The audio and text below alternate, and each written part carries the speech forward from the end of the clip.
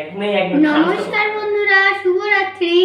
দেখো আমার birthday gifts, এটা দিয়েছে আমার বৌদি, যেটা হচ্ছে একটা সেলিব্রেশন।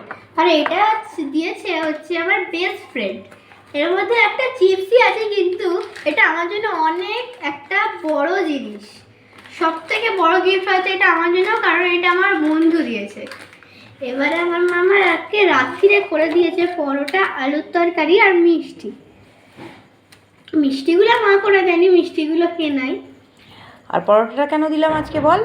দুবার ভাত খেতে নেই, জন্মদিনের দিন দুবার ভাত খেতে নেই, তাই পরোটা আলুর তরকারি করে দিলাম। আর আমরা এক্ষুনি ফানুস ওড়াতে যাব, সেই ভিডিওটা তোমাদের সঙ্গে আবার শেয়ার করছি। আর আমার মেয়েকে জন্মদিনে কেমন লাগছে প্লিজ একটু কমেন্টে জানিও। টাটা।